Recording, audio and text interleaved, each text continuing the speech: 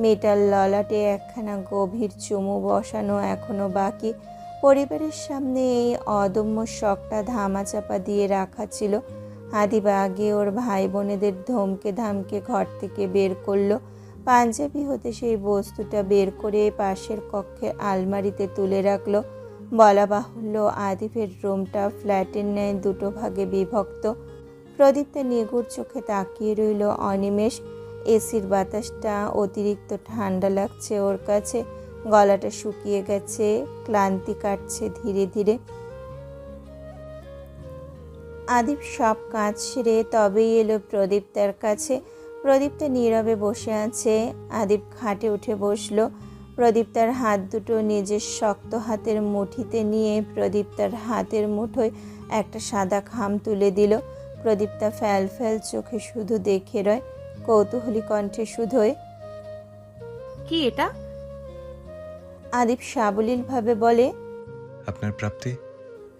প্রদীপ তার চোখে মুখে প্রশ্নের ছড়াছড়ি। এটা দেনমোহরের টাকার চেক নিশ্চয়ই। প্রদীপ তাকে আর একটু বিমূঢ় করে তুলে আদিব শুধোয়, এবার ছুঁই আপনায়। প্রদীপ্তা নিশ্চুপ, হতবাক।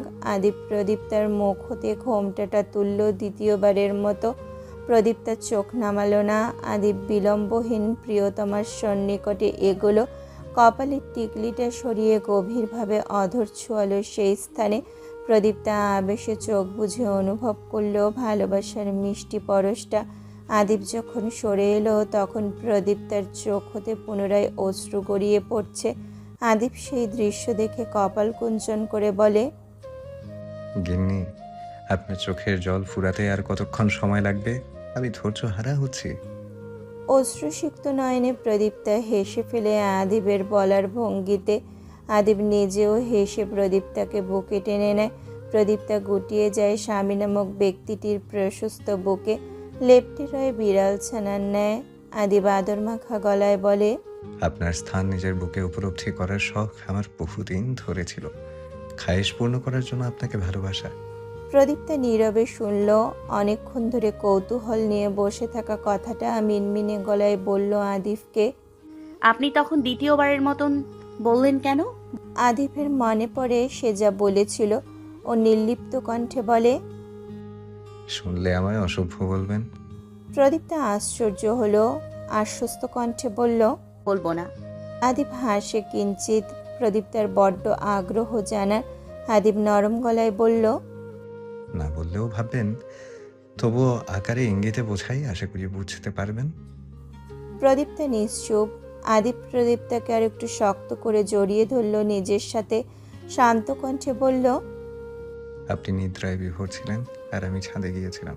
মনে পড়ে কিছু? প্রদীপ্তা চিন্তামগ্ন হলো, মনে করার চেষ্টা করলো কিছু একটা। হুট করে টনক নড়ে ওর। প্রদীপ্তা যখন প্রথম এই বাড়িতে এসেছিল তখনকার একখানা ঘটনা মনে পড়ে প্রদীপ্তার। গভীর রাতে ও উপন্যাস পড়তে ছাদে গিয়েছিল। ওর স্পষ্ট মনে আছে ও দোলনায় শুয়ে বই পড়ছিল, তারপর নিদ্রায় তলিয়ে গেল। আর সকালে যখন ঘুম থেকে ওঠে তখন নিজেকে আবিষ্কার করা হয় নিজ কক্ষে। প্রদীপ্তা সারাদিন ভাবে ব্যাপারটা নিয়ে, সারাক্ষণ ভাবে। এই কি তবে রহস্য? প্রদীপ্তার কোণঠায় মাটিতে মিশে যেতে ইচ্ছে করলো এই মুহূর্তে। ওর লজ্জায় হাঁসফাঁস অবস্থা হয়। সেই রাতে আদিব ছিল, কোনো ভূতপ্রেত নয়। আদিব প্রদীপ্তার অবস্থা বুঝতে পেরে চপল কণ্ঠে বলল, আমি কিন্তু সতর্ক করেছিলাম, আপনি লজ্জা পাবেন জানতাম। প্রদীপ্তার অধৈর্যরা তিরতির করে কাঁপল। হতবিহ্বল হয়ে পড়ল সম্পূর্ণ। মুখ হতে বের করতে পারল না কোনো শব্দ বাক্য। কাণ্ডে আদিব শব্দ করে প্রদীপ্তার লজ্জায় রক্তিম হয়ে ওঠা নাকের ডগাটায় একখানা চুমু খেলো। হাতের বাঁধন আলগা করে ধাতস্থ কণ্ঠে বলল, একটু পর আসছি। ততক্ষণ রেস্ট নিন। কাউকে পাঠাচ্ছি, ফ্রেশ হয়ে নেবেন, ক্লান্তি কমবে। আদিব উঠে চলে যায়। প্রদীপ্তা নিষ্পলক চেয়ে রইল আদিবের যাওয়ার পানে। কান দুটো রিরি করছে তখনও। ভীষণ অবাক করা একটা কথা শুনিয়ে গেল মানুষটা। এও সম্ভব? কতটা গভীর ঘুমে আচ্ছন্ন ছিল প্রদীপ্তা যে আদিবের ছোঁয়া অবধি অনুভব করতে পারেনি। নাকি মানুষটা এতটাই যত্ন সহিত কোলে তুলে নিয়েছিল যে প্রদীপ্তা আরাম পেয়ে আর চোখই খোলেনি। বোকা প্রদীপ্তা আর একটু কথা তো জানতেই পেল না। জানলো না সেদিন রাতেও আদিবের পরনের গেঞ্জিটা কেমন শক্ত করে আঁকড়ে ধরেছিল। যেতে দিতে অনুৎসুক ছিল মানুষটাকে। আদিব প্রথমবার হেসেছিল প্রদীপ্তার কাণ্ডে। সেই দিনই মনে মনে শপথ গ্রহণ করে নিয়েছিল প্রদীপ্তাকে ওর জীবনসঙ্গী হিসেবে চাই। যে কোনো কিছুর ঊর্ধ্বে প্রদীপ্তাকেই আদিবের চাই। চন্দ্রের স্নিগ্ধ আলোয় মুখরিত রাত্রি, অসংখ্য তারকা বিছিয়ে আছে আকাশ জুড়ে। ঘড়ির কাঁটা রাত 11টায় ঘূর্ণায়মান। সফেদ বিছানায় অলস কায়দায় বসে স্বামী নামক ব্যক্তিটির অপেক্ষায় অপেক্ষিত নববধূ প্রদীপ্তা। এসি বন্ধ, সিলিং ফ্যান ঘুরছে নিভু নিভু গতিতে। এতেও তার ঠান্ডা লাগছে। হিমশীতল শিহরণ খেলে যাচ্ছে ওর শরীরে। স্বপ্নের মতো দৃষ্টির মানসপটে ভাসছে আদিবের সাথে কাটানো এই অবধি সবগুলো সুন্দর মুহূর্ত। তবে আদিবের আদুরে আলিঙ্গন, স্নেহময়ী চুম্বনগুলো বেশি ভালো লাগা কাজ করাচ্ছে অন্তঃপটে। এই বেশিক্ষণ হবে না। প্রদীপ্তার শাশুড়ি মা, ছোটো মা আর নিজের মা সহ প্রত্যেকে ঘর থেকে গেছেন। প্রদীপ্তা বিয়ের পোশাক পাল্টে পাতলা মসলিন সুতি শাড়ি গায়ে জড়িয়েছে। সবগুলো অলংকার খোলেনি। রেনুফা খাতুন আজ যত পেরেছে প্রদীপ্তাকে লজ্জায় ফেলেছেন। যেমন যখন শীতল বেগমরা প্রদীপ্তার গায়ের গয়নাগুলো খুলে দিতে চাইছিলেন, তখন প্রৌঢ়া কাটকাট কণ্ঠে বলে ওঠেন, তোমাদের কি ঠেকা এসব করার? আমার আদি আছে তো, আদি নিজের বইয়ের গয়নাগাটি নিজেই খুলে দিতে পারবে। লজ্জায় কুণ্ঠায় লালাভ হয়ে গিয়েছিল প্রদীপ্তা, তবুও চুপচাপ বসেছিল একই জায়গায়। প্রদীপ্তা সেসব চিন্তা ছেড়ে উঠল এবার। আদিবের ব্যক্তিগত কক্ষটি আজ থেকে প্রদীপ্তার নিজস্ব ঘর, প্রদীপ্তার সারা জীবনের ঘর, যেখান থেকে বেরোবার কোনো রাস্তা নেই। না প্রদীপ্তা বেরোতে চায়। প্রদীপ্তা সারা ঘর জুড়ে গুটি গুটি পায়ে হাঁটে। এপাশের ঘরের চেয়ে অন্য পাশের ঘরটা আকর্ষণীয় বেশি। সুদীর্ঘ দেওয়াল জুড়ে আদিবের জীবনের বাচ্চাকাল হতে এই অবধিকার নানান বিশেষ মুহূর্তগুলো স্মৃতি হিসেবে ফ্রেমে বন্দি হয়ে ঝুলছে। সাফল্যে অর্জিত প্রতিটি পুরস্কার, প্রতিটি সম্মাননা কাজবন্দি শেলফটাতে সযত্নে সাজানো। প্রদীপ্তা মুগ্ধ চোখে দেখে যায়, মনে মনে ভাবে, মানুষটা এত নিখুঁত কেন? প্রদীপ্তা নিবিষ্ট মনে চেয়ে রইল প্রতিটি চিত্রের দিকে। প্রসন্ন হলো হৃদয়ে। অকস্মাৎ নির্মিত কোমরে শক্ত হাতের বাঁধন অনুভব হতে ঈষৎ দুলে উঠল প্রদীপ্তার দেহটা। সেই কম্পন সামাল দিতে কিঞ্চিৎ দৃঢ়বদ্ধ হলো হাত দুটো। নববধূ তকমা গায়ে লাগানো প্রদীপ্তা নিমজ্জিত হয় লাজে। মানুষটা এক হাতে প্রদীপ্তার ছোট্ট দেহটা সম্পূর্ণ নিজের দিকে ফিরিয়ে আনলো। প্রিয়তমার জমে বোধ মুষ্টিবদ্ধ হয়ে থাকা হাত দুটো তুলে রাখলো নিজের স্কন্ধে। মজবুত দুটো হাত পুনরায় কোমর বেষ্টনীতে আবদ্ধ করে নেয় প্রদীপ্তাকে। দুটো নব্য কপোত কপোতের মধ্যখানে রয় না কিঞ্চিৎ পরিমাণের দূরত্ব, থাকে না কোনো ফাঁক ফোকর। স্বামীর বক্ষে লেপ্টে প্রদীপ্তা দৃঢ় বাঁধনে আটক আপাতত, যেই বাঁধন হতে ছাড়া পাওয়া খুব মুশকিল। প্রদীপ্তার শুকনো খড়খড়ে গলাটা ঢোক গেলার মাধ্যমে ভেজালো। শুকনো ঠোঁটে জিভ বোলালো। লজ্জায় টইটুম্বুর দৃষ্টি উঁচু করে আদিবের পানে চাওয়ার সাহস হলো না এক ফোঁটাও। সহসা আদিব ধীরে সুস্থে নরম গলায় বলে ওঠে, এখানে কি করছিলেন? প্রদীপ্তা প্রতি উত্তর অবধি করতে পারে না অসহ্য কুণ্ঠায়। আদিব ব্যাপারটা অনুধাবন করতে পারে। সে নববধূর নত করা কপালের সামনে অগোছালো হয়ে উপচে পড়া চুলগুলো নিজ হাতে কানের পেছনে গুজে দিতে দিতে বলে, স্বাভাবিক হন প্রদীপ্তা, চোখে চোখ রেখে কথা বলার সাহস করুন। আই বিলিভ দ্যাট চোখে চোখ রেখে কথা বলতে সবটা সহজ হয়। লজ্জায় থই থই দৃষ্টি তুলে আদিবের দিকে তাকালো প্রদীপ্তা। মিলল দুই জোড়া চক্ষু। আদিপ প্রদীপ্তার সন্নিকটে এলো আর একটু মেয়েটার ললাটে নিজের তপ্ত অধরে স্থান গড়ল। প্রদীপ্তা আদিভের কাঁধ হতে নিজের হাত দুটো নীরবে সরিয়ে আনে, তীর তীর করে কাঁপতে থাকা অধর নেড়ে বলে, আপনি সব কিছুতে পারদর্শী, নিখুঁত। আদিপ প্রদীপ্তাকে এক ঝটকায় কোলে তুলে নিল। অপ্রস্তুত হলো প্রদীপ্তা, আঁকড়ে ধরল আদিবের শেরবানির অংশ। আদিপ প্রদীপ্তাকে নিয়ে খাটের দিকে অগ্রসর হতে হতে নিরেট গলায় শুধোয়, মানুষ কখনো নিখুঁত হয়? প্রদীপ্তা নিরুত্তর। আদিবকে বিছানায় বসিয়ে কোমল কণ্ঠে বলল, ফ্রেশ হয়ে আসছি, একটু অপেক্ষা করুন। আদিব উদ্যত হয় প্রস্থান হতে। গোটা দিনের ধকল প্রদীপ্তার ওপর প্রভাব ফেলেছে।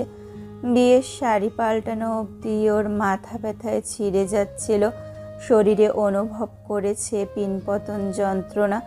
আদিপ তো এখনো গা থেকে শেরবানি খোলেনি। আদিপের কি কোনো প্রকার অসুবিধা হচ্ছে না? প্রদীপ্তা ওদিক ফিরে যাওয়া আদিপকে সহসা পিছু ডেকে শুধোয়, আপনার কি মাথা ব্যথা করছে না? আদিপ চকিতে ফিরে তাকায় প্রদীপ্তার চিন্তামগ্ন আদর পানে, ভাবলেশীনভাবে জবাব দেয়, মাথা ব্যথা করলে আজ আপনি আছেন। আদিপ একটু থামে, ভ্রু দুলিয়ে ফের বলে, মনে আছে সেদিনকার করুণাটুকু আজকের দিনের জন্য তুলে রাখতে বলেছিলাম? প্রদীপ্তার মুখশ্রী মলিন হয়ে এলো। করুণা? প্রদীপ্তা তো আদিপকে করুণা করতে চায়নি কখনো। সেদিন এমনি বেঘরে মুখ হতে বেরিয়ে গিয়েছিল কথাটা, আর আজ নিজ থেকে প্রিয় মানুষের জন্য চিন্তার সুবাদে এসবকে কোন দিক থেকে করুণা লাগছে? উদাস চিত্তে মস্তক নত করল প্রদীপ্তা।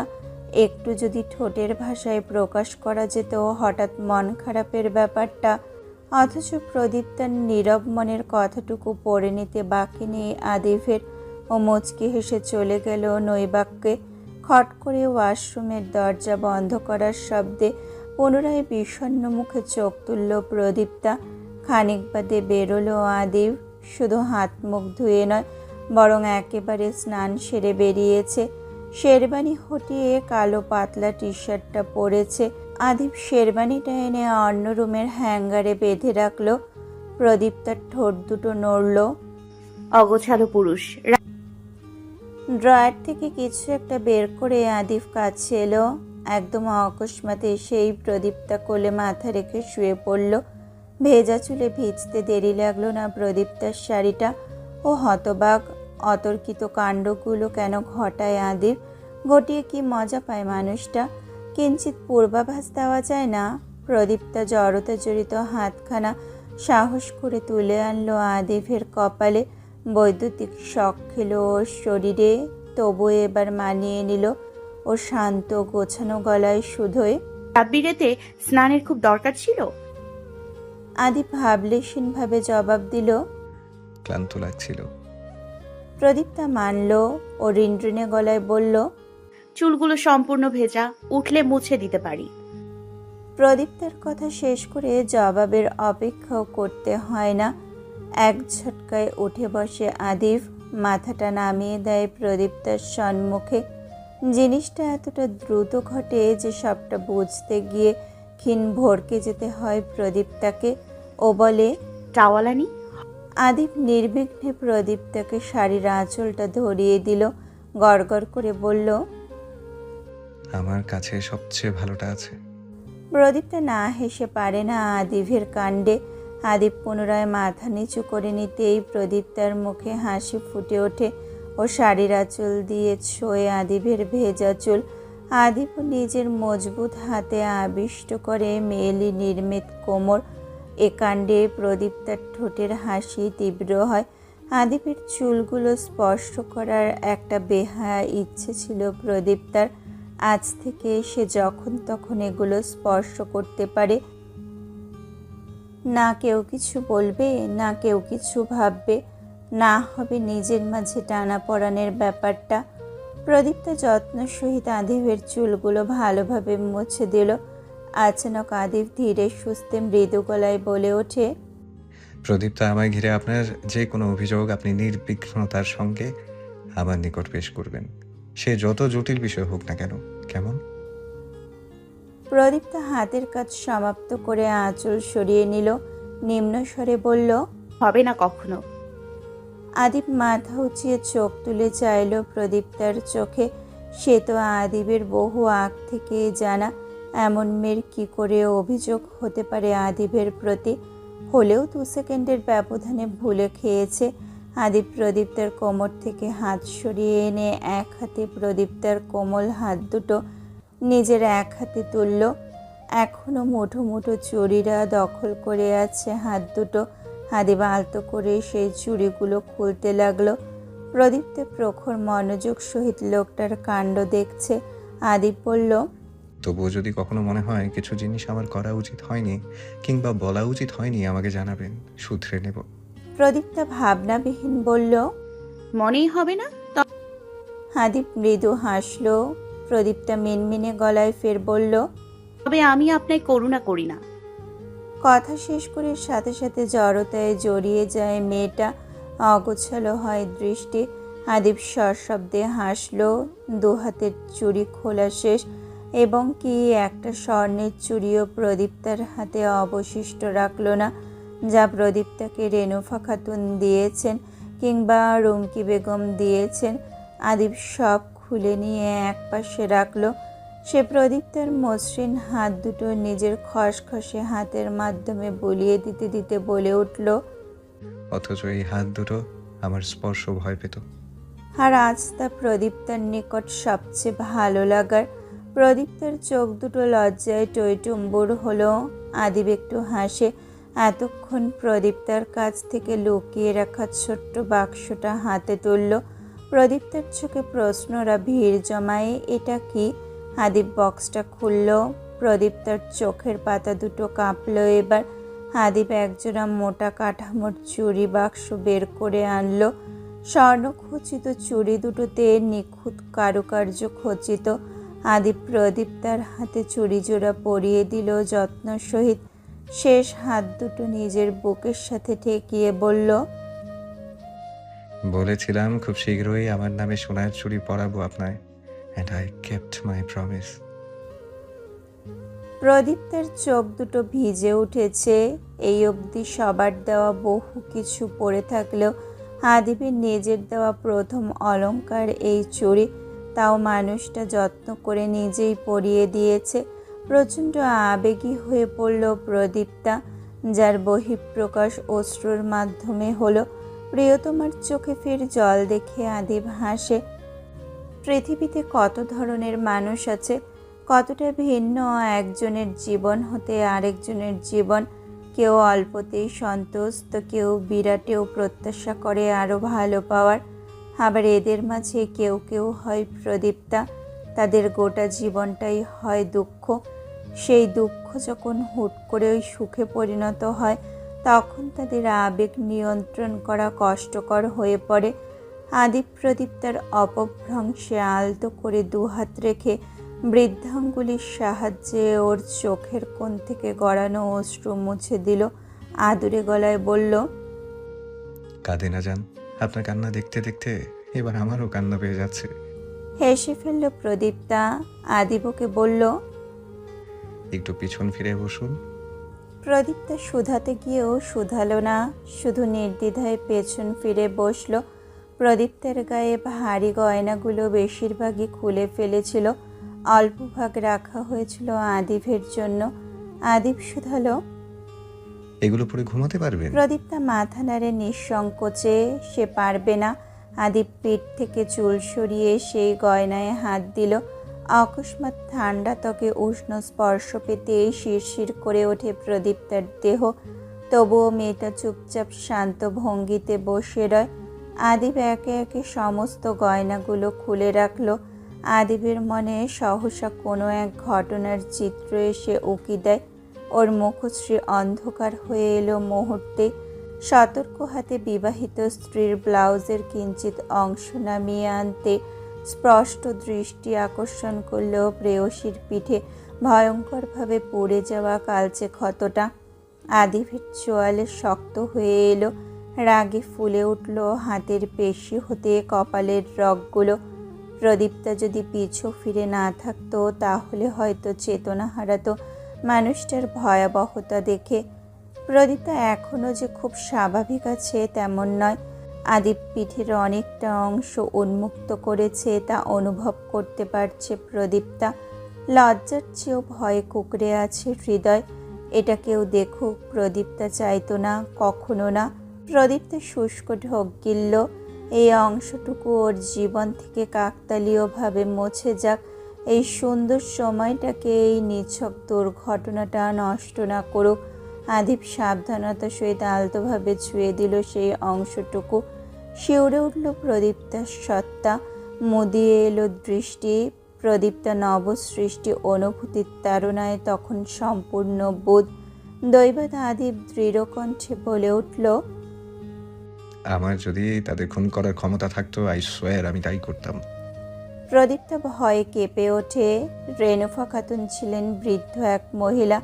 ওনাকে যত সহজে মিথ্যা বলে ব্যাপারটা ধামাচাপা দেওয়া হয়েছিল তা একজন ডিফেন্সের লোকের ক্ষেত্রে সম্ভব। ওনাকে মিথ্যা বলতে গেলেও প্রদীপ্তার কণ্ঠ কাঁপবে, বলে ফেললেও মানুষটা বুঝে যাবে। প্রদীপ্তা অস্পষ্ট ভীত কণ্ঠে বলল, এটা সম্পূর্ণ আমার দোষে হয়েছে, বিশ্বাস করুন, ওনারা কিছু করেনি। প্রদীপ্তা ঠক ঠক করে কাঁপল। অথচ এখানে ওর এতটা ভয় পাওয়ার কথা ছিল না। আদিব নিজেও হতবুদ্ধি হয়ে পড়ে প্রদীপ্তার আচরণে। আদিবের সম্পূর্ণ ব্যাপারটা উপেক্ষা করে প্রদীপ্তাকে শান্ত করার উদ্দেশ্যে পেছন থেকে জড়িয়ে ধরল শক্ত করে। কিঞ্চিত থতমত খেয়ে ডেকে উঠল, প্রদীপ্তা। তার প্রদীপ্তা কেঁদে উঠল শব্দ করে। ডুকরে কাঁদে মেয়েটা। আদিব অবাক না হয়ে পারে না। যাদের থেকে কখনো একটু ভালোবাসা পাওয়া হলো না, যারা দিনের পর দিন লাঞ্ছনায় বড় করলো, তাদের জন্য তো মায়া কোত্থেকে আসে। এই যে ও বাড়ির মানুষগুলো নিয়ে কিছু বললে প্রদীপ্তের সহ্য হয় না, এটা কিসের জন্য হয়? একটা ভালো কিছু উল্লেখ করা হোক যা ওই বাড়ির মানুষগুলোর মাঝে আছে। আদিপ প্রদীপ্তাকে নিজের দিকে ফেরালো, বুকে জাপটে ধরল শক্ত করে। এতে প্রদীপ্তার কান্না বাড়ে, স্বামীর বুকে ফুপিয়ে ফুপিয়ে কাঁদেও। আদিপ প্রদীপ্তার মাথায় হাত বুলিয়ে দিতে দিতে বলে, কাঁদবেন না প্রদীপ্তা, একটুও কাঁদবেন না, আমার ভালো লাগছে না। প্রদীপ্তা নাক টেনে কান্না থামানোর চেষ্টা করে, চোখের জল বিসর্জন দিতে ইচ্ছুক, কিন্তু আদিপ তা দেখতে অনিচ্ছুক। ও প্রদীপ্তার মাথায় অধর ছুঁয়ে শান্ত কণ্ঠে বলে, আমি এই সুন্দর রাতটাকে ওই মানুষগুলোর জন্য নষ্ট করতে চাইছি না। আই হোপ আপনি ব্যাপারটা বুঝতে পারছেন। প্রদীপ্তার চোখ দুটো বাঁধ আটকালো। এরও কিছুক্ষণ পরে যখন কান্নাকাটির পর্ব শেষ, তখন সে নিজেকে ভীষণ নিস্তেজ রূপে খুঁজে পেল। ক্লান্তিতে নেতিয়ে পড়ে ওর শরীরটা। আদিপ ব্যাপারটা লক্ষ্য করে, বেশি মাথা ঘামায় না তা নিয়ে, বরং বলে, লাইটটা বন্ধ করে এক্ষুনি আসছি। আদিপ প্রদীপ্তাকে ছেড়ে উঠতে চাইলে প্রদীপ্তা ওর হাতটা আঁকড়ে ধরে রাখলো। আদিপ হেসে বলল, লাইটটা বন্ধ করবো শুধু, ওই যে সুইচ। প্রদীপ্তা আদিবের ইশারা মোতাবেক সুইচের দিকে এক পলকও চোখ বোলায় না, বরং নির্মল চোখে আদিবের পানে চেয়ে থেকে কণ্ঠ খাদে নামিয়ে জবাব দেয়, একটু আগের ঘটনার জন্য দুঃখিত। জি। আদিব ধীরে প্রদীপ্তার হাত থেকে নিজের হাতটা ছাড়িয়ে নিল। সুইচ বোর্ডের দিকে এগোতে এগোতে বলল, আপনি আমার কাছে এসব ফর্মালিটিস রাখবেন না প্রিয়তমা। আপনি আমার ভালোবাসা। আপনি অন্যায় করলেও আমি মাথা ঘামাই না, বরং আরেকটু বেশি ভালোবাসি। প্রদীপ্তা নিঃশব্দে হাসে।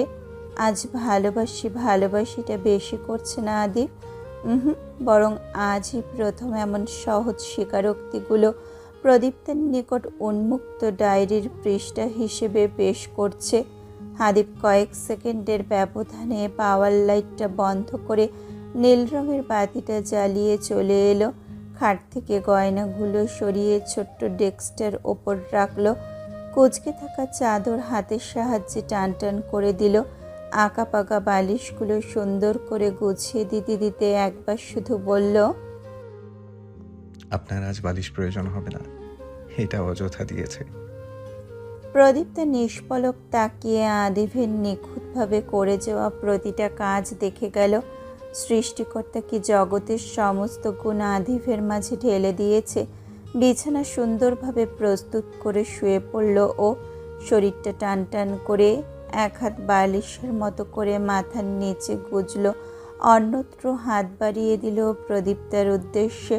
লজ্জায় টইটম্বুর প্রদীপ্তা দুর্বল দেহটা নিয়ে গুটিয়ে গেল স্বামীর বক্ষে। আদিব আগলে নিল শিশুর মতন। প্রদীপ্তা মুখ গুজল আদিভের বুকে, অনুভব করার চেষ্টা করলো মানুষটার হৃদস্পন্দন। প্রদীপ্তার মনে পড়ল সেই সকল ক্ষণের কথা, যখন আদিব হাত বাড়িয়ে দিলে প্রদীপ্তা কেবলই প্রত্যাখ্যান করে গেছে। মেয়েটার আপত্তি ছিল আদিভের সাথে কথা বলতে। আদিব সামান্য আঁচল টেনে ধরার পর কতই না ভয় পেয়ে গিয়েছিল, যার দরুন জ্বর হলো। প্রদীপ্তা আস্তে করে নিজের হাত দুটো দ্বারা আঁকড়ে ধরল আদিবের বুকের অংশটা। আদিব মুখ দাবালো প্রদীপ্তার চুলে। নেশালু ঘরে হু হু করে কিছু একটা তরঙ্গের মতো বয়ে গেল সমস্ত অন্তঃপর জুড়ে। প্রদীপ্তা আদিবকে অনুভব করে গেল খুব করে। আদিব সেই অবস্থাতেই বলতে লাগে, নিঃসন্দেহে এই নশ্বর জীবনের জন্য সবচেয়ে শ্রেষ্ঠ জীবন সঙ্গিনীটি আমি পেয়েছি। আপনি এখন যেমন পরবর্তী গিয়ে হয়তো এমন থাকবেন না, পুরোপুরি না হোক একটু তো সাংসারিক হবেনি। আদার্স কাজের বেলায় না হলেও স্বামী সন্তান সামলানোর মতো ম্যাচুরিটির কবলে ভিন্নতা আসবে। তখন হয়তো এখনকার মতো নীরব থাকার স্বভাবটা থাকবে না, কিংবা থাকবে। অদূর ভবিষ্যৎ সম্পর্কে আমরা অবগত নই। তবে যাই হয়ে যাক না কেন, নিজের কোমল মনটাকে একদম পাল্টানো যাবে না প্রাণ আমার। এমন বলছি না যে রাগ হলে রাগ প্রকাশ করা যাবে না, অভিমান হলে বলবেন না। আমি শুধু এইটুকু চাইছি, আমার প্রদীপ্তার অন্তরে অন্যের প্রতি যেটুকু মায়া মমতা দেয়া হয়েছে তা না কমুক। যদিও বা নিজের পছন্দ নিয়ে বিশ্বাস আছে আমার, সহধর্মিণী হিসেবে একজন সঠিক মানুষ বিবেচনা করতে আমি সক্ষম। তবুও যদি কখনো এই পরিবারের কারো প্রতি আপনার কোনো অভিযোগ জন্মে, আপনি আমায় জানাতে বিলম্ব করবেন না। নিজের সকল প্রয়োজন আমার নিকট তুলে ধরবেন। যখন যা চাই জানাবেন, যে কোনো খায়েশ জারি করবেন। মেটানোর দায়িত্ব আপনার স্বামীর। আর সবচেয়ে গুরুত্বপূর্ণ বিষয় হচ্ছে, সর্বদা আমায় প্রচুর পরিমাণে ভালোবাসতে হবে। ভালোবাসার মাত্রা বাড়ার অপশন আছে, কমলে আপনার বিপদ। প্রদীপ্তা মনোযোগী শ্রোতার ন্যায় সবটুকু কথা খুব ভালোভাবে শুনল। শেষের বাক্যে মুখশ্রীতে ফুটে উঠল এক চিলতে হাসির ঝিলিক। স্বামীর বুকে সুন্দর করে হাসল মুখটা। আদিবারও বলল, রোজ রোজ আমার থেকে ভালোবাসার সহজ স্বীকারোক্তিগুলো পাবেন না। তাই বলে ভালোবাসি না এমনটা ভাববেন না। তবে যদি কখনো মনে হয় ভালোবাসা কম পাচ্ছেন, সেটা আমাকে জানাবেন। আমি তুমুল ভালোবেসে কম ভাগটুকু পুষিয়ে দেব। প্রদীপ্তা এবারও নীরব। আদিব ভাবল প্রদীপ্তা ঘুমিয়ে গেছে। ও স্বল্প আওয়াজে ডাকে, প্রদীপ্তা। মেলি মোলায়েম কণ্ঠটা ছোট্ট করে জবাব ছড়ে। আদিব বলল, আপনি ঘুমাবেন? প্রদীপ্তা একটু সময় নিয়ে মিহি কণ্ঠে বলল, শুনবো। আদিব ঠোঁট প্রসারিত করে হাসল। মাথার চুলের এপাশ থেকে ওপাশে মুখ নিয়ে ঠান্ডা গলায় শুধালো। কি শুনবেন? প্রশ্ন যেন ভাবাই ছিল প্রদীপ্তার। ও ফটাফট জবাব দিল, আপনি আমায় আগে থেকে চিনতেন? আমি এখানে আসার আগে থেকে? আদিব বিন্দুমাত্র বিচলিত হয় না এমন প্রশ্নে, বরং সাবলীলভাবে বলে, না, তেমনভাবে চিনতাম না। তবে দেখেছি আপনায়, আর সারাক্ষণ এই বাড়ির সবার মুখে আপনার নাম শুনতাম। প্রদীপ্তা অবাক হয়ে শুধায়, ওনারা আমাকে নিয়ে কেন কথা বলতেন? আদিব ছটপট উত্তর দিল, আপনার বাবার আপনার জন্য অলওয়েজ মুড অফ থাকতো তাই। প্রদীপ্তের প্রফুল্লিত চিত্ত মেয়ে আসে। এই জিনিসটাই প্রচণ্ড দুর্বল। এসব নিয়ে জানার খুব ইচ্ছে থাকা সত্ত্বেও আজ এসব উপেক্ষা করে গেল। বলল, আপনি প্রদীপ্তা নাম কোথায় পেলেন? এই নাম সম্পর্কে এখানকার কেউ জানে না। আদিব আলতো হেসে বলে, আমি আপনায় চিনতাম না ঠিক, তবে আপনি খুব অবাক হবেন জানলে যে আপনার বাবারও অজান্তে আমার নেভি টিম আপনার উপর স্পেশালভাবে নজর রেখেছে। প্রদীপ্তা আশ্চর্য হয়ে উঠল। মুহূর্তে বুক থেকে মাথা তুলে আদিবের দিকে চাইল। অবিশ্বাস্য কণ্ঠে বলল, কি? কেন? প্রদীপ্তের বিস্মিত কণ্ঠস্বর শুনে আদিব শব্দ করে হাসে। প্রদীপ্তার অবিশ্বাস্য বদনে খণ্ড খণ্ড চুমু এঁকে বলে, কারণ আমি একদিন পরিচিত একজন নারীকে দেখেছিলাম, আর সঙ্গে সঙ্গে মেয়েটা আমার হৃদয়টা চুরি করে নিয়েছিল। প্রদীপ্তার চোয়াল ঝুলে পড়ে পড়ে দশা ও বিস্মিত কণ্ঠে শুধায়, কিভাবে দেখলেন? কখন দেখলেন? কোনো বৃষ্টির রাতে দেখেছিলেন কি? আদিপ প্রদীপ্তার ঘাড়ের পেছনে এক হাত নিয়ে বাহবা দেওয়ার ভঙ্গিতে বলল। আপনার স্মৃতিশক্তি তো খুব প্রখর। প্রদীপ্তা নিচু কণ্ঠে জানালো, বইয়ে লিখেছিলেন, পড়েছি। তাছাড়া আমি মনে করি আমার ভুলে যাওয়ার রোগ আছে। আদিপ হেসে বলে। সব ভুলে যান, আমাকে না ভুললেই চলবে। প্রদীপ্তা মনে মনে আওড়ালো, আমার জীবনে অমন জ্বর কখনো না আসুক যেই জ্বরে আপনাকে ভুলে যেতে হয়। ও মুখে বলল, কিভাবে আমায় দেখেছিলেন? আদিপ প্রদীপ্তার সন্নিকটে এলো। কপালে কপাল ঠেকিয়ে রাখতেই প্রদীপ্তার লজ্জায় থই থই চক্ষুচূড়া মুদিয়ে যায়, হৃদস্পন্দন বাড়ে। আদিপ চপল কণ্ঠে বলে, আমি লক্ষ্য করেছি আপনি এসব প্রেম কাহিনী নিয়ে একটু বেশি ইন্টারেস্টেড। প্রদীপ্তা জবাব দিতে ব্যর্থ। নিজেরটাই তো জানতে চাইছে, অন্য কারোর বিষয়ে জিজ্ঞেস করেছে নাকি। আদিপ বলল, আপনি এখানে আসার 1.5 থেকে 2 মাস আগে আপনার বাবার সাথে গ্রামে যাই। যেতে যেতে দিন পেরিয়ে রাত হয়ে গিয়েছিল। গ্রামের রাস্তা সম্পর্কে আপনি আমার চেয়ে বেশি জ্ঞাত। তার উপর খুব বৃষ্টি, এক প্রকার ঝড় বললে মন্দ হয় না। সে রাস্তায় গাড়ি নিয়ে যাওয়া ছিল এক বিরাট সমস্যা। আঙ্কেল আমায় বললেন, তুমি গাড়িতে থাকো, আমি এটুকু রাস্তা হেঁটে যেতে পারবো। আমি মানা করিনি। গাড়িতে বসে অপেক্ষা করছিলাম আঙ্কেলের জন্য। নিরাপত্তার জন্য গাড়ির লাইট অন ছিল। আকস্মাৎ আমার দৃষ্টি আবদ্ধ হয় ওই ভারী বর্ষণের মাঝে কাক ভেজা অবস্থায় হেঁটে আসা দুটো মেয়ের দিকে। আই সোয়ার, আমি পাশের মেয়েটাকে বিন্দু মাত্র তোয়াক্কা না করে চেয়েছিলাম আমার হৃদরাজ্যের পদ্ম রাজ্ঞীর দিকে। কারণ তার বেশভূষা ভিন্ন। আমি জীবনেও কম মেয়ে দেখিনি। বহু মেয়ে আমার আশেপাশে দিয়ে ঘুরে ফিরে গেছে, আর আমি কারো বেলায় তেমন কিছু অনুভব করিনি যা আপনার বেলায় করেছিলাম। এর কারণ দুটো হতে পারে। এক, বৃষ্টির তোপে বিরক্ত হয়ে অযথা গাড়িতে বসে থাকতে থাকতে একটা সুন্দর কিছু চোখে পড়া, নয়তো সৃষ্টিকর্তা কর্তৃক কিছু একটা। আদিপ একটু থামে। প্রদীপ্তের ঘন পল্লব বিশিষ্ট বন্ধ নয়ন জোড়ায় দুটো চুমু খেয়ে বলে, আমি আজও আঙ্কেলকে ধন্যবাদ জানাই। ধন্যবাদ জানাই বৃষ্টির রাতটাকে। খুশি হই নিজের প্রতি সেদিন অনিচ্ছুক হওয়া সত্ত্বেও গ্রামে যাওয়ার জন্য। আর মনে মনে আপনাকে অসংখ্য ধন্যবাদ জানাই বৃষ্টির মধ্যে আমার বুকে পা দিয়ে হেঁটে যাওয়ার জন্য। আমি আঙ্কেলের প্রতি যে কতটা কৃতজ্ঞতা প্রকাশ করতে পারবো না, তার জন্য আমি আপনাকে দেখেছি, আর তার জন্যই আজ আপনি আমার বাহুতে আবদ্ধ। প্রদীপ্তের সেই রাতের ঘটনা সত্যি মনে নেই, তবেও বিস্মিত। এভাবেও প্রেম হয়? আদিপ আরও বলল, সেদিনের পর আমার টিমের একজনকে বললাম আপনার উপর একটু নজরদারি করতে। ও 2 দিনের মাঝে আমাকে আপনার বিষয়ে সমস্ত তথ্য জানালো। তবু আমি বললাম আর কিছুদিন দেখো। ও তাই করলো। পরে সবকিছু বিবেচনা করে আমি দেখলাম না, মেয়েটা ভালো। তার উপর জেনেছিলাম আপনি রশিদ আঙ্কেলের আদরের সেই মেয়ে। আমি আঙ্কেলকে একদিন আপনার সম্পর্কে জিজ্ঞেস করি যে আপনার আর কোনো নাম আছে কিনা। আঙ্কেল তখন এই নামটার কথা জানান। আমার ভালো লাগে, তাই আপনায় আমার প্রদীপটা বলে ডাকি। আপনি আমার একটা টার্গেট ছিলেন বলা চলে। যখন এখানে এলেন, আমার চোখের সামনে গুটি গুটি পায়ে ঘুরে বেড়ালেন, তখন আমিও মনে মনে পণ করে নিলাম আঙ্কেলের আদরের মেয়েটাকে আমার আদরের স্ত্রী বানিয়ে নেবই। প্রদীপ্তা নির্বাক, বিমূঢ় হয়ে রইল শুধু। চোখ জোড়া খুলবে বলেও খুলল না। আদিপ খুব কাছে বিধায় কেমন উপন্যাসে পড়া চরিত্রের ন্যায় মন নিয়ে নিল জীবন। ও অবাক, প্রচণ্ড আশ্চর্য। আদিপ প্রদীপ্তার গালে হাত রাখে, নরম কণ্ঠে শুধোয়, সবটা ক্লিয়ার? প্রদীপ্তা নিশ্চুপ। আদিপের যা বোঝার তা বোঝা হয়ে গেছে। ও মিষ্টি স্বরে ডাকে, প্রদীপটা। প্রদীপ্তা নিশ্চুপ। আদিপ গালে হাত বুলিয়ে ফের ডাকে, প্রদীপ আমার দিকে তাকান।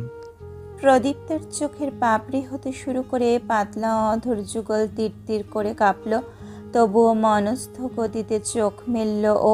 খুব কাছ থেকে দেখতে পেল আদিফকে, এতটা কাছে যা সে কল্পনাও করতে পারেনি। প্রদীপ্তার শ্বাস প্রশ্বাস বন্ধ হলো। আদিপের তপ্ত নিঃশ্বাসের স্পর্শ কাবু করল ওকে। আদিপ নিজের এক হাত প্রদীপ্তার চুলের ভাঁজে আর অন্য হাত প্রদীপ্তার বাম হাতের আঙুলের ফাঁকে ফাঁকে গলিয়ে দিল। প্রদীপ্ত শুষ্ক ঢোক গিলে দুরু দুরু কাঁপছে বুক, ঢেউয়ের মতো ওঠানামা করে ওর বক্ষ। প্রদীপ্তের নিষ্পলক লজ্জামাখা নেত্রে মোহগ্রস্ত মানবের ন্যায় আবিষ্কার করে আদিফকে।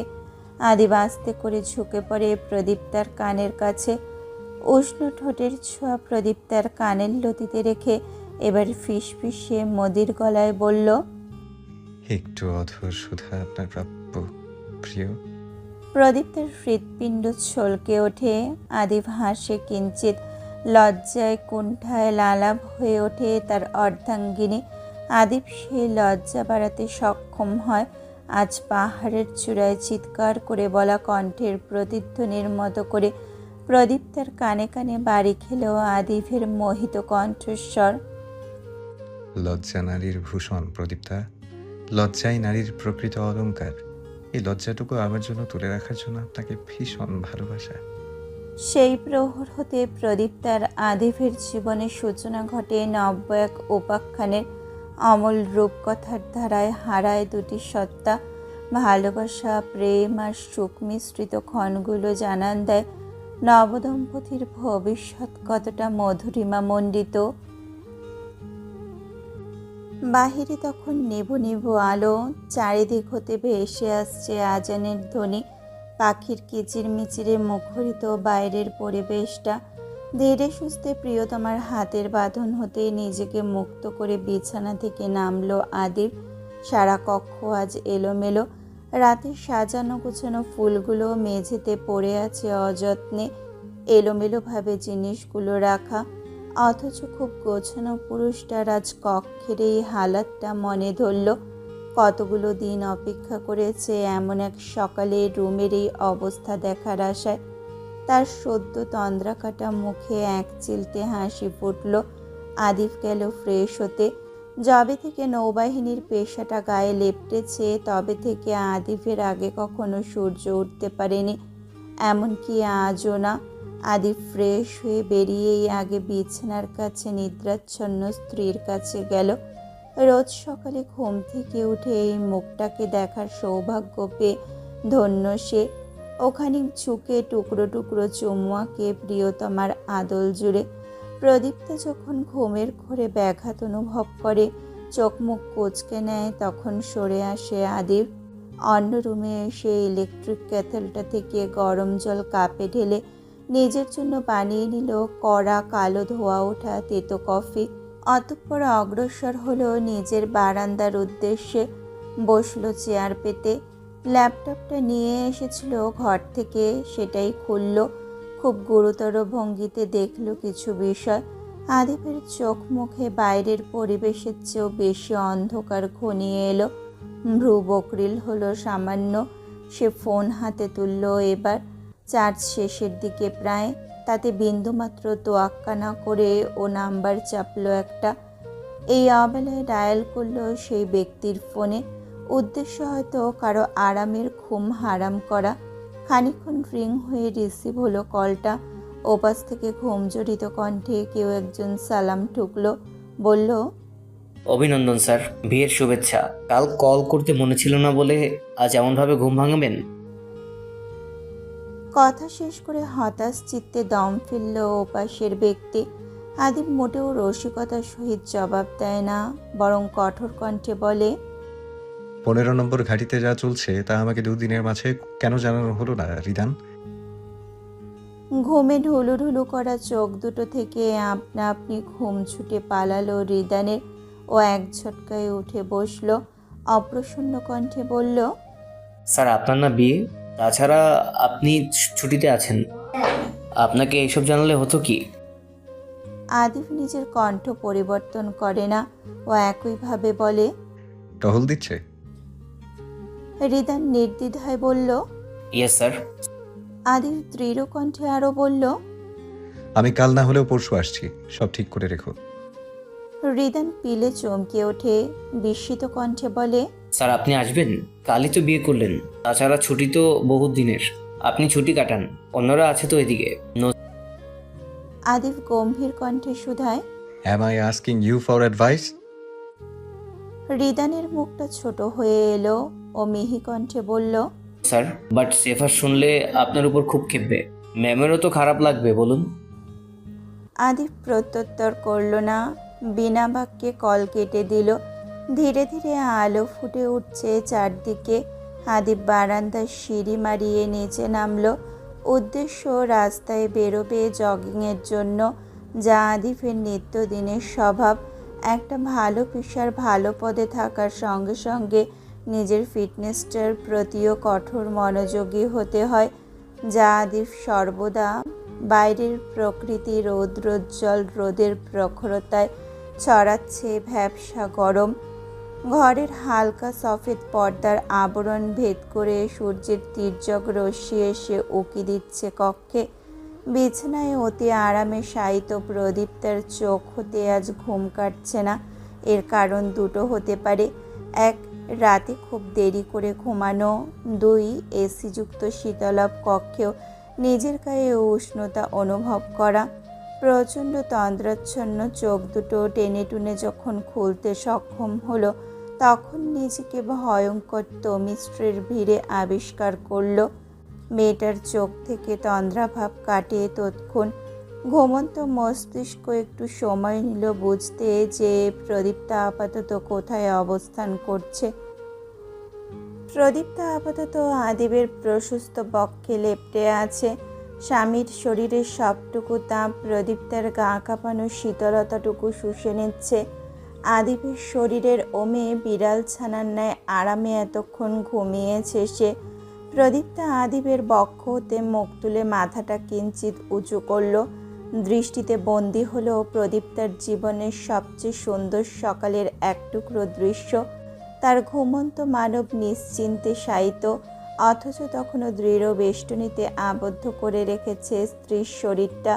প্রদীপ্তা মন্ত্রমুগ্ধের মতো চেয়ে রইল আদিফের সমস্ত মুখমণ্ডল জুড়ে।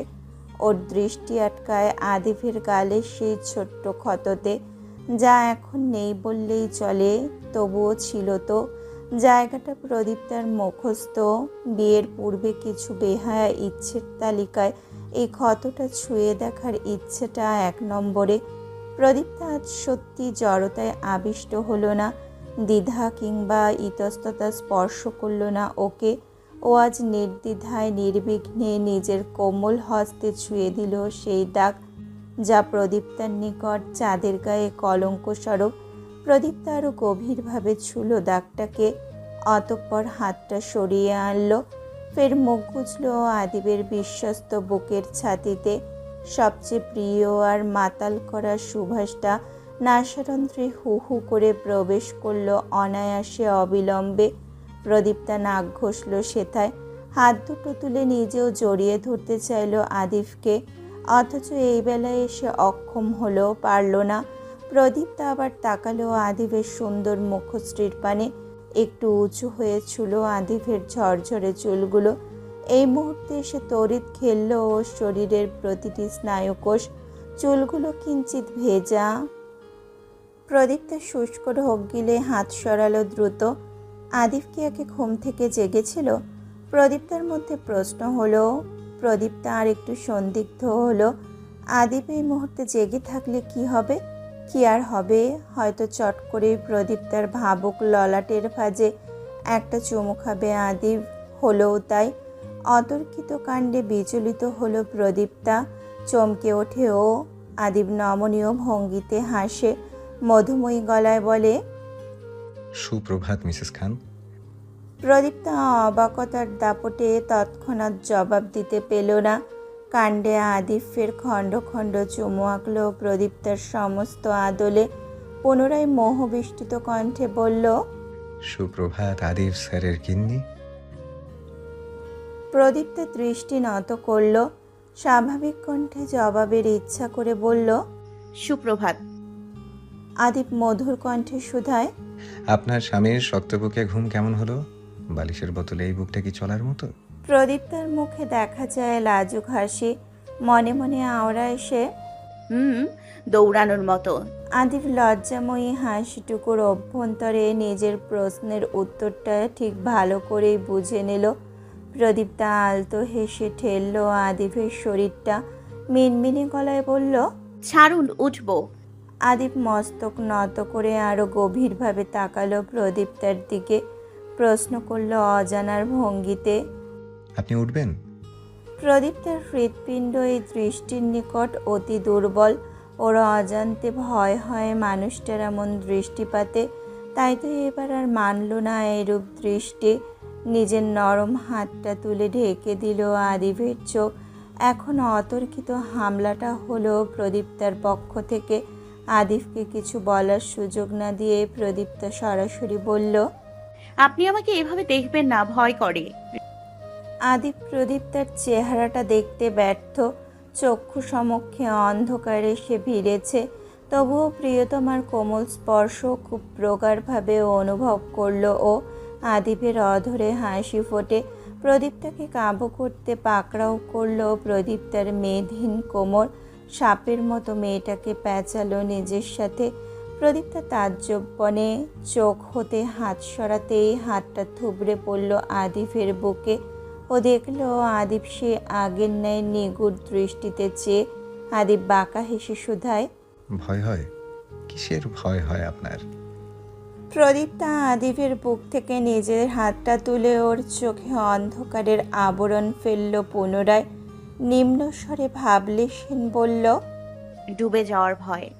আদিপ হেসে ফেলে সশব্দে। প্রদীপ্তা মিনমিনে গলায় বলল, উঠবো, ছাড়ুন। আদিপ ছাড়ে না, বরং মলিন গলায় বলে, আপনি সাঁতার জানেন না? প্রদীপ্তার ইচ্ছে হলো অন্য হাতে আদিফের মুখটাও চেপে ধরতে, তবে করল না। মৃদু গলায় জবাব দিল, আমার পুকুরে সাঁতার কাটার অভ্যাস আছে। ওইটুকু জলে সাঁতার কাটা মামুলি ব্যাপার, তবে গভীর সমুদ্রে অসম্ভব। আদিফের অধর আরও প্রশস্ত হলো। কথায় আছে না, সঙ্গদোষে লোহা বাসে, ঠিক তাই ঘটেছে এখানে। প্রদীপ্তা তাড়া দিল আবার, সরুন না, উঠবো তো। আদিব এক হাতের সাহায্যে প্রদীপ্তার হাতটা নিজের চোখ হতে সরালো। চপল কণ্ঠে বলল, টিপিক্যাল ওয়াইফদের মতো বলুন, ওগো ছাড়ো আমায়, আই সোয়ার ছেড়ে দেব। একটু চুপ থেকে বলল, সামান্য সময়ের জন্য। প্রদীপ্তা হতভম্ব আদিফের কথায়। কি সাংঘাতিক মানুষ! নিজের মধ্যে কত রূপ যে লুকিয়ে রেখেছে তা ওপরালা মালুম।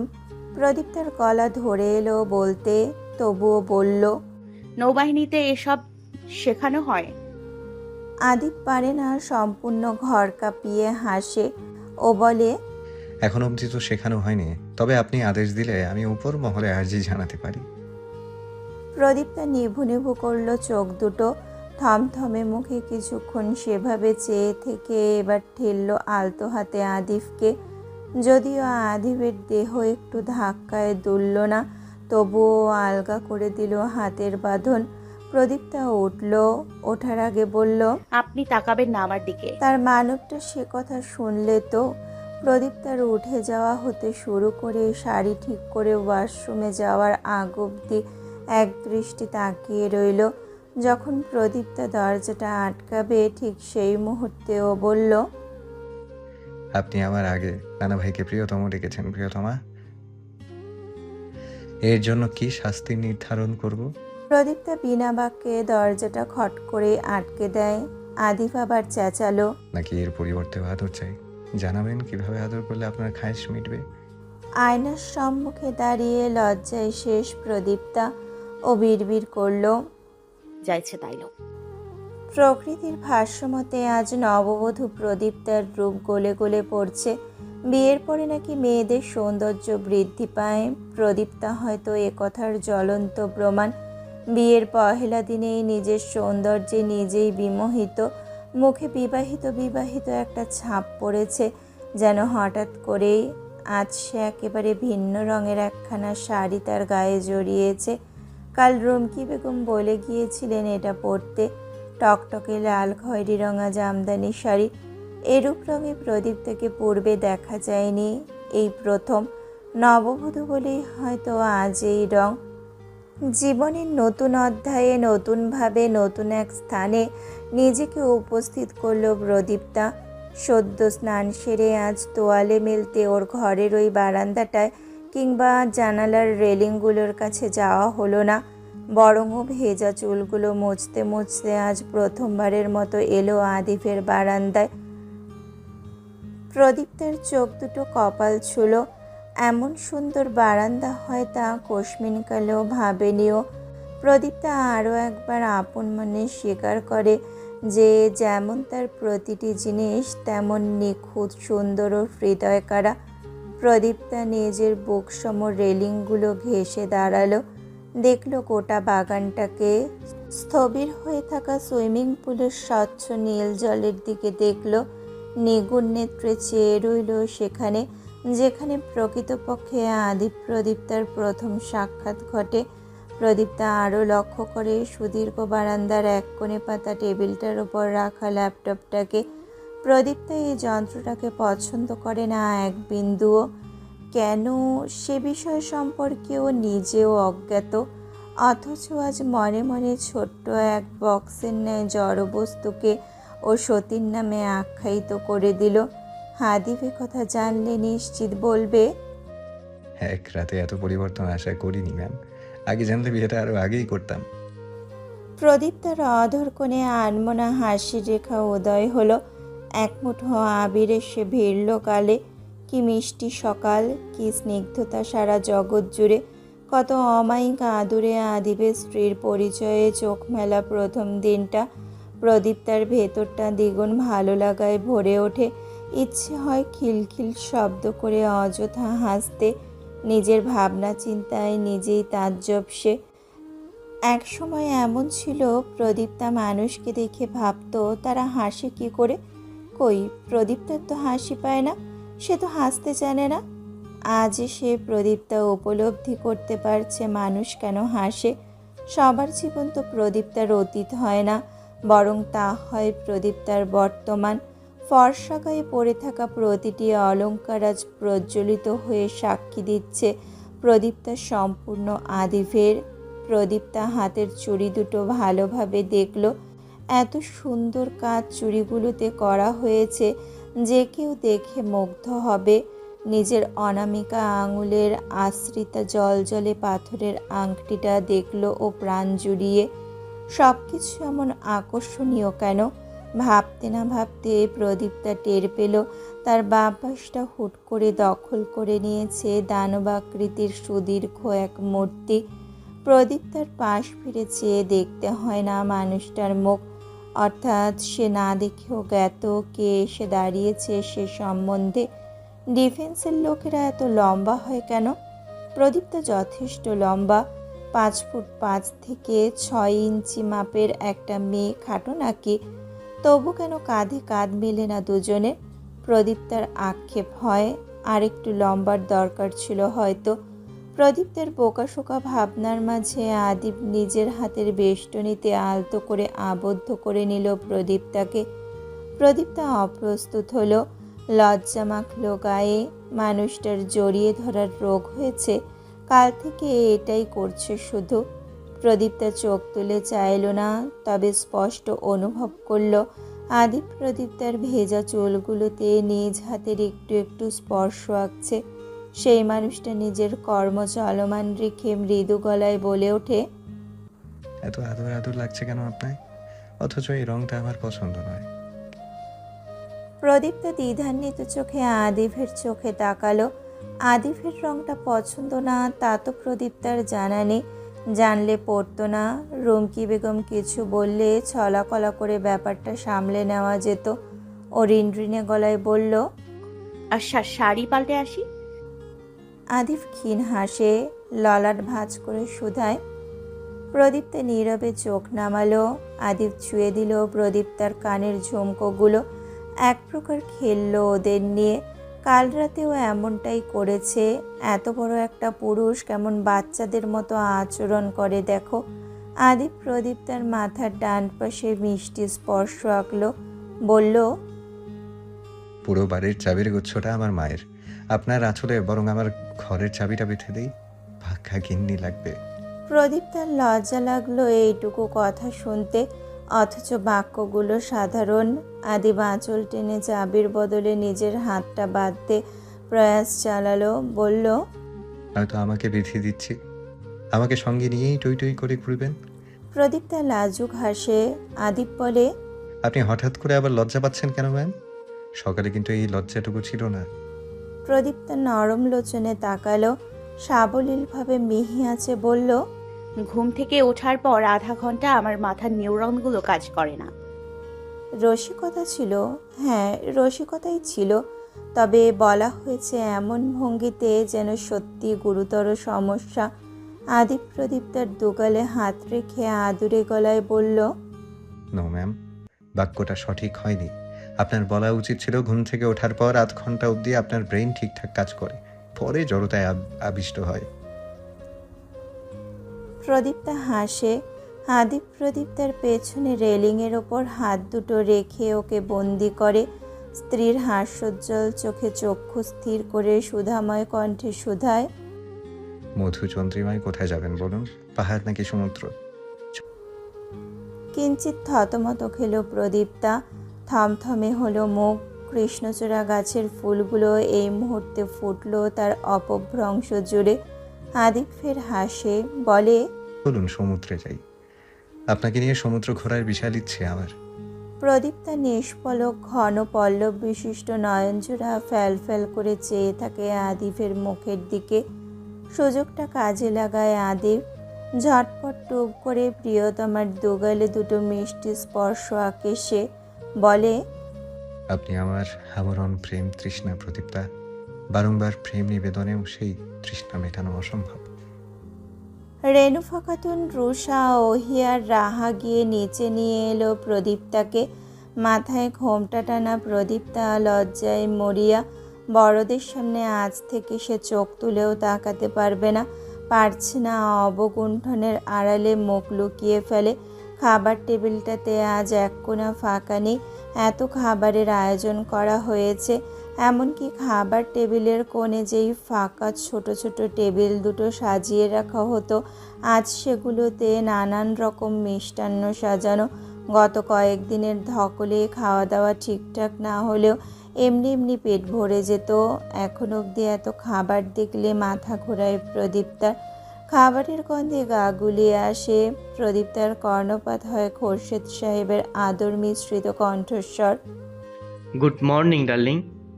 আমি তো ভেবেছিলাম আজ তোমার ঘুমই ভাঙবে না। প্রদীপ্তা আর একটু মেয়ে এলো।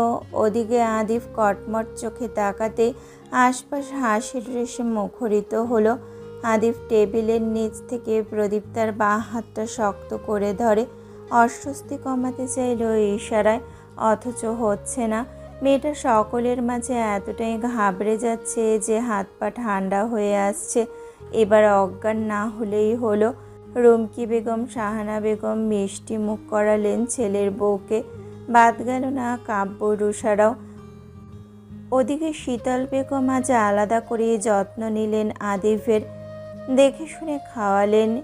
এমনিতেও এই ছেলেটার বেলায় ওনারা গদগদে বেশি, তবুও আজ আর একটু বৃদ্ধি পেল। রশিদ দিওয়ান অব্দি আদিফকে দেখে দেখে খাওয়ালেন। যেখানে আদিফ খাবে 2 চামচ, উনি তুলে দিলেন 3 চামচ। পারছে না পাত্রের সবটুকু খাবার ঢেলে দিতে। সকলের অবস্থা দেখে রুষা মজা নিল কাব্যের। ভাইয়া, তোমার শ্বশুর নিঃসন্দেহে মালাকুল মাউত। তুমি এত সুন্দর আপ্যায়ন জীবনও পাবে না। সাদিক তালে তাল মেলায়। একদম একদম।